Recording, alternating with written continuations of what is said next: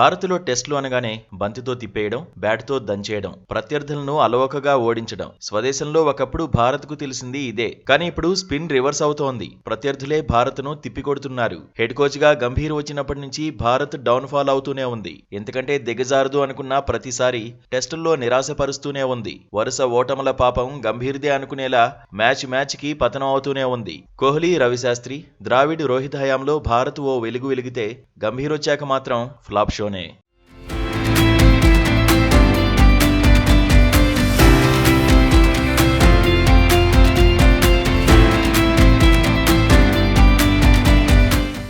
గతేడాది న్యూజిలాండ్ చేతిలో clean sweep అయిన భారత్ ఆ ఓటముల నుంచి పాఠాలు నేర్చుకోలేదు. స్వదేశంలో మరోసారి హ్యాండ్సప్ అనేసింది. భారత్ గడ్డ మీద, అది కూడా 25 సంవత్సరాల తర్వాత సౌత్ ఆఫ్రికాకు సిరీస్ను కోల్పోయింది. చరిత్రలో ఎప్పుడూ లేని విధంగా 408 పరుగుల తేడాతో ఓడిపోయింది. పరుగుల పరంగా భారత్కు ఇదే చెత్త ఓటమి. అయినా స్వదేశంలో భారత్ ఓడిపోవడం ఏంటి? వరుసగా 2 మ్యాచ్ల్లోనూ బ్యాట్లెత్తేయడం ఏంటి? టెస్టుల్లో భారత్ జర్నీ ఎటు సాగుతోంది? హెడ్ కోచ్గా గంభీర్ ఏం చేస్తున్నట్టు? ఎప్పుడూ జట్టు ప్రయోజనాలే ముఖ్యమని చెప్పే గౌతీకి భారత్ పరాజయాలు కనిపించడం లేదా? గతేడాది న్యూజిలాండ్ చేతిలో క్లీన్ స్వీప్ అయినప్పుడే అలర్ట్ కావాలి కదా. ప్రయోగాల పేరుతో జట్టును ఇలా నాశనం చేయడం ఏంటి? అభిమానుల నుంచి ఇప్పుడు ఇవే ప్రశ్నలు వినిపిస్తున్నాయి. అయినా ఒక్క సిరీస్ కాదు, ఇప్పుడు 2 సిరీస్ల్లో భారత్ క్లీన్ స్వీప్ అయింది. అది కూడా గంభీర్ హయాంలోనే.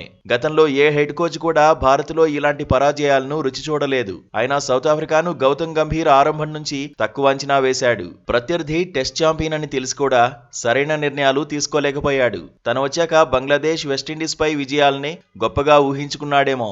సౌత్ ఆఫ్రికాను కూడా అలాగే కంగు తినిపిస్తామని భావించినట్టున్నాడు. స్వదేశంలోని పిచ్లు, ప్రస్తుత భారత్ జట్టు బలాలు, బలహీనతలపైన గౌతీకి కనీస అవగాహన కూడా లేదేమో అనుకునేలా విఫలమయ్యాడు. కోల్కతాలో టర్నింగ్ ట్రాక్ను సిద్ధం చేయించడంతోనే భారత్ పతనానికి కారణమయ్యాడు.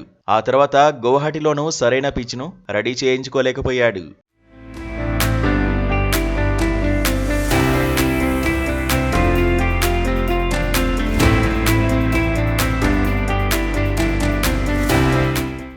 సిరీస్లో వెనుకబడి ఉన్నప్పుడు జాగ్రత్తగా ఉండాలి. సరైన గేమ్ ప్లాన్ను సిద్ధం చేసుకోవాలి. తుది జట్టు కూడా పర్ఫెక్ట్గా ఉండాలి. హోమ్ అడ్వాంటేజ్ను అందిపుచ్చుకోవాలి. కానీ భారత్ జట్టుకు ఉపయోగపడేలా గంభీర్ చేసింది శూన్యం. కెప్టెన్ శుభ్మన్ గిల్ గాయపడితే అతడి స్థానంలో లెఫ్ట్ హ్యాండర్ను తీసుకున్నాడు. సాయి సుదర్శన్ను ఆడించాడు. దీంతో జట్టులో బ్యాలెన్స్ దెబ్బతింది. లెఫ్ట్ హ్యాండర్ల సంఖ్య పెరిగింది. గౌహటి పిచ్ స్పిన్కు అనుకూలిస్తుందని తెలిసినప్పుడు పేస్ ఆల్రౌండర్ నితీష్ కుమార్ రెడ్డిని తీసుకోవడం ఎందుకు? ఫామ్లో ఉన్న అక్షర్ పటేల్ను బెంచ్ మీద కూర్చోబెట్టడం సరైన నిర్ణయం ఎలా అవుతుంది? అయినా లోయర్ ఆర్డర్లో అక్షర్ పటేల్ నమ్మకమైన ప్లేయరే. 2021లో స్వదేశంలో ఇంగ్లాండ్పై అరంగేట్ర సిరీస్లోనే 27 వికెట్లు తీశాడు.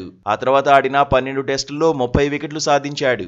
ఆడిన ఈ 12 మ్యాచ్లు ఉపఖండంలోనే. సౌత్ ఆఫ్రికాతో కోల్కతా టెస్టులోనూ మంచి మార్కులే సాధించాడు. 20 ఓవర్లు వేసి సౌత్ ఆఫ్రికా బ్యాటర్స్ కు సవాల్ విసిరాడు. టెయిలెండర్లతో కలిసి బ్యాటింగ్లోనూ తన మార్కు చూపించేందుకు ప్రయత్నించాడు. అలాంటి అక్షర్ బరిలోకి దిగుంటే పరిస్థితుల్లో కొంచెమైనా మార్పు ఉండేదేమో. పేస్ ఆల్రౌండర్ గా నితీష్ ను తీసుకున్నప్పటికీ బౌలింగ్ లో పెద్దగా వినియోగించుకున్నదే లేదు. తొలి టెస్ట్ లో వాషింగ్టన్ సుందర్ ను కూడా బౌలర్ గా ఎక్కువగా వాడుకోలేదు. బ్యాటింగ్ ఆర్డర్ లో గంభీర్ చేసిన ప్రయోగాలు కూడా భారత్ ను దెబ్బతీశాయి. స్పిన్ ఆల్రౌండర్ వాషింగ్టన్ ను తీసుకువచ్చి 3వ స్థానంలో బ్యాటింగ్ చేయించాడు. స్పెషలిస్ట్ బ్యాటర్ ఆడాల్సిన చోట వాషిని దింపాడు. 2 ఇన్నింగ్స్ల్లోనూ అంతే. ఆ తర్వాత గౌహట్ లో మాత్రం మళ్లీ తన నిర్ణయాన్ని మార్చుకున్నాడు. గౌహట్ లో 3వ స్థానంలో సాయి సుదర్శన్ ను దింపాడు. బ్యాటింగ్ ఆర్డర్ లో ఎవరు ఎప్పుడు బరిలో దిగుతారో తెలియని పరిస్థితిని గంభీర్ తీసుకొచ్చాడు. ఓ రకంగా ఇదంతా ప్లేయర్ల మీద కూడా ఒత్తిడిని పెంచింది.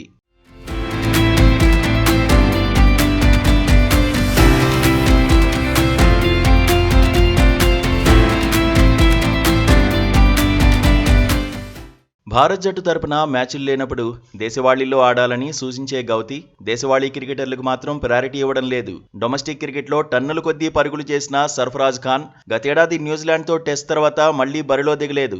భారత్ ఏ జట్టు తరఫున ఆడే అవకాశం దొరకడం లేదు. సెలెక్టర్ల దృష్టిలోనే ఇప్పుడు సర్ఫరాజ్ లేనట్టున్నాడు. 8 సంవత్సరాల తర్వాత ఇంగ్లాండ్లో రీఎంట్రీ ఇచ్చిన కరుణ్ నాయర్ ఇప్పుడు రంజీల్లో మాత్రం అదరగొడుతున్నాడు. ఇప్పటికే 2 సెంచరీలు కొట్టాడు. అందులో ఒక డబుల్ సెంచరీ కూడా ఉంది. 2 హాఫ్ సెంచరీలు సైతం సాధించాడు. అనుభవం అనుభవం ఉన్న ప్లేయర్ కావాలనుకుంటే కరుణ్ను ఆడించినా సరిపోయేదనే వాదన ఉంది. కోల్కతా, గౌహటి టెస్టుల్లో చూస్తే ప్రస్తుత జట్టులోని ఆటగాళ్లు టెస్ట్ క్రికెట్ ను మర్చిపోయినట్టే ఉన్నారు. క్రీజ్లో నిలబడలేకపోతున్నారు. భారత్ ప్లేయర్లలో అసలు ఓపికే కనిపించడం లేదు. గౌహటిలో చూస్తే సౌత్ ఆఫ్రికా బౌలర్ యాన్సెన్ బౌన్సర్లను ఫేస్ చేయలేకపోయారు. హార్మర్ బౌలింగ్ లో విలువిల్లాడిపోయారు. భారత్ బౌలర్ల కంటే విదేశీ స్పిన్నర్లే బంతితో మ్యాజిక్ చేయడం భారత్ కు నిజంగా షాకింగే. సఫారీ బ్యాటర్లు స్వీప్ షాట్లు ఆడిన చోట భారత్ బ్యాటర్స్ విఫలమయ్యారు. అయినా స్వదేశంలో ప్లేయర్ గా గంభీర్ కు మంచి ట్రాక్ రికార్డే ఉంది. ఆ అనుభవాన్ని ఉపయోగించి కుర్రాళ్లకు పాఠాలు చెప్పడంలో మాత్రం గౌతీ విఫలమయ్యాడు. బ్యాటింగ్ లో బలహీనతల నుంచి బయటపడేలా కోచ్ గా తన రోల్ కు న్యాయం చేయలేకపోయాడు. స్పిన్ కు ఎక్కువగా అనుకూలించే పిచ్లు తయారు చేయించడం వల్ల బుమ్రా, సిరాజ్ ఆర్డినరీ బౌలర్లుగా మారిపోయారు. ఫిట్ గా ఉన్న షమిని పక్కన పెట్టి హర్షిత్ రాణా వంటి వారిని ఆల్ ఫార్మాట్ ప్లేయర్ గా గౌతీ మార్చేశాడన్న చర్చ ఉంది. స్వదేశంలో న్యూజిలాండ్ చేతిలో భారత్ ఓడినప్పుడు జట్టులో రోహిత్, కోహ్లీ, అశ్విన్ ఉన్నారు. ఆ సిరీస్ ఓటమితో సీనియర్లపై గంభీర్ ఒత్తిడి పెంచాడు. లాంగ్ ఫార్మాట్ కు దూరమయ్యేలా చేశాడన్న విమర్శలు ఉన్నాయి. స్వయంగా విరాట్ కోహ్లీ సోదరుడు వికాస్ కోహ్లీ కూడా సోషల్ మీడియాలో ఈ విషయంపై స్పందించాడు. జట్టులో నుంచి సీనియర్లిద్దరినీ తప్పించారని బౌన్సర్లు సంధించాడు. ఒకప్పుడు విదేశాల్లో విజయాల మోత మోగించిన భారత్ ఇప్పుడు స్వదేశంలో ఓటముల నుంచి బయటపడేందుకు కష్టపడాల్సిన పరిస్థితి వచ్చిందని సెటైర్ వేశాడు. పరోక్షంగా గంభీర్ ను ఉద్దేశించే ఈ పోస్ట్ పెట్టాడని చర్చ జరుగుతోంది. న్యూజిలాండ్ పై సిరీస్ ఓటమికి రోహిత్, కోహ్లీ బాధ్యత వహిస్తే సౌత్ ఆఫ్రికాపై ఓటమికి గంభీర్ కూడా బాధ్యత వహించాలి కదా అనేది ఇప్పుడు హాట్ టాపిక్ అవుతోంది. ఇదే అంశంపై గంభీర్ తన వర్షన్ వినిపించాడు. కోచ్ గా తన ఫ్యూచర్ ను డిసైడ్ చేసేది బీసీసీఐ అని చెప్పుకొచ్చాడు. తనకంటే దేశమే ప్రధానమన్నాడు. అదే టైంలో తన హయాంలో సాధించిన విజయాలను చెప్పుకున్నాడు. Champions trophy, Asia cup, England తో టెస్ట్ సిరీస్ ను 2-2తో లెవెల్ చేసినప్పుడు కూడా తనే కోచ్నంటూ వ్యంగ్యంగా చెప్పే ప్రయత్నం చేశాడు. టెస్ట్ క్రికెట్ లో ఫ్లాప్ షోకు ఏ ఒక్కరినో బాధ్యులను చేయలేమన్నాడు. టీమ్ గా రాణిస్తేనే విజయాలు సాధ్యమవుతాయన్నాడు.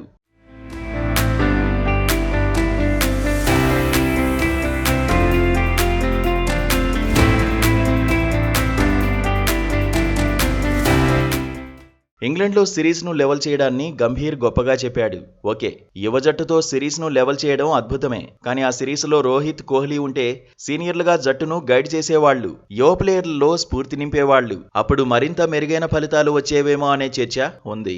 నిజానికి ఇంగ్లాండ్తో సిరీస్ను రోహిత్, కోహ్లీ ఆడాలనుకున్నారు. కానీ ఇద్దరికీ పొమ్మనకుండా పొగబెట్టింది గౌతీని అన్న చర్చ ఇప్పటికీ ఉంది. ఇక గంభీర్ హెడ్ కోచ్ గా వచ్చాక భారత్ ఓటముల సంఖ్య ఎక్కువగానే ఉంది. శ్రీలంకతో సిరీస్తోనే హెడ్ కోచ్ గా గంభీర్ బాధ్యతలు అందుకున్నాడు. కానీ 27 ఏళ్ల తర్వాత శ్రీలంక చేతిలో టీమిండియా వన్డే సిరీస్ ఓడిపోయింది. 3 మ్యాచ్ల సిరీస్ లో మొదటిసారి 30 వికెట్లు కోల్పోయింది. 36 సంవత్సరాల తర్వాత న్యూజిలాండ్ చేతిలో స్వదేశంలో భారత్ టెస్ట్ సిరీస్ ను ఓడిపోయింది. 3-0తో క్లీన్ స్వీప్ అయింది. 12 సంవత్సరాల తర్వాత స్వదేశంలో టెస్ట్ సిరీస్ ను కోల్పోయింది. గంభీర్ హయాంలోనే 12 ఏళ్ల తర్వాత వాంఖడేలో టెస్ట్ ను, 13 ఏళ్ల తర్వాత మెల్బోర్న్ లో టెస్ట్ ను కోల్పోయింది. 10 సంవత్సరాల తర్వాత బోర్డర్ గవాస్కర్ ట్రోఫీని కూడా ఓడిపోయింది. 12 సంవత్సరాల తర్వాత ఆస్ట్రేలియాతో 3 టెస్టుల్లోనూ చిత్తయింది. అడిలైడ్ లో 17 సంవత్సరాల తర్వాత ఆసీస్ చేతిలో కంగుతింది. 19 ఏళ్ల తర్వాత చెన్నై చిన్నస్వామి స్టేడియంలో చిత్తయింది. వరల్డ్ టెస్ట్ ఛాంపియన్షిప్ చరిత్ర చూస్తే తొలి 2 సైకిల్స్ లో భారత్ ఫైనల్ చేరింది. కానీ గంభీర్ ఎంట్రీ ఇచ్చాక టైటిల్ పోరుకు అర్హత సాధించలేకపోయింది. 92 ఏళ్ల టెస్ట్ చరిత్రలో లీడ్స్ లో 350కి పైగా పరుగులను డిఫెండ్ చేసుకోలేకపోయింది. లార్డ్స్ లో 200 పరుగులను కూడా చేస్ చేయలేకపోయింది. 11 ఏళ్ల తర్వాత మాంచెస్టర్ టెస్ట్ లో 600కి పైగా పరుగులు సమర్పించుకుంది. స్వదేశంలో 124 పరుగుల టార్గెట్ ను ఛేదించలేకపోయింది. 15 ఏళ్ల తర్వాత సౌత్ ఆఫ్రికా చేతిలో టెస్టు ఓడింది. 25 సంవత్సరాల తర్వాత స్వదేశంలో సౌత్ ఆఫ్రికాకు సిరీస్ ను కోల్పోయింది. 93 ఏళ్ల చరిత్రలో స్వదేశంలో భారత్ వరుసగా రెండో ఏడాది క్లీన్ స్వీప్ అయింది. సౌత్ ఆఫ్రికాతో వరుసగా 2 టెస్టుల్లో ఓటమితో వరల్డ్ టెస్ట్ ఛాంపియన్షిప్ పాయింట్ల పట్టికలో భారత్ 5వ స్థానానికి పడిపోయింది. 100% విజయాలతో ఆస్ట్రేలియా అగ్రస్థానంలో ఉంది. 75% విజయాలతో సౌత్ ఆఫ్రికా 2వ స్థానంలో నిలిచింది. 66.67% విజయాలతో శ్రీలంక, 50% విజయాలతో పాకిస్తాన్ కూడా భారత్ కంటే ఎగువనే ఉన్నాయి. 5వ స్థానం నుంచి భారత్ టాప్ 2లో నిలవడం అంత ఈజీ అయితే కాదు. ఇకపై అన్ని మ్యాచ్లు డూ ఆర్ డైగా మారినట్టే. ప్రస్తుత సమీకరణాలన్నీ గంభీర్ పై ఒత్తిడిని పెంచేవే. అయితే ఇప్పటికిప్పుడు హెడ్ కోచ్ గా గౌతీపై ఎఫెక్ట్ పడకపోవచ్చు. వచ్చే ఏడాది T20 వరల్డ్ కప్ తర్వాత మాత్రం హెడ్ కోచ్ గా గంభీర్ ఫ్యూచర్ ఏంటో తెలిసిపోతుందని ఎక్స్పర్ట్స్ అంచనా వేస్తున్నారు. మొత్తంగా గౌతీ మెరుగైన ఫలితాలు సాధించాల్సిందేనని, లేదంటే హెడ్ కోచ్ పదవికి ఎత్తు పెడతారని వార్నింగ్ ఇస్తున్నారు. మరి గంభీర్ తన వ్యవహార శైలిని మార్చుకుంటాడా? ప్రయోగాలకు పోకుండా టెస్టులను టెస్టుల్లాగే ఆడేలా కుర్రాలను గైడ్ చేస్తాడా అనేది ఆసక్తికరంగా మారింది. భారత్ విన్నింగ్ ట్రాక్ ఎక్కితే సరి, లేదంటే వైట్ బాల్ ఫార్మాట్ కే గౌతీ హెడ్ కోచ్ గా పరిమితమయ్యే ప్రమాదం అయితే ఉంది. కివీస్ సౌత్ ఆఫ్రికాతో ఓటములు గౌతీకి పెద్ద హెచ్చరికలే.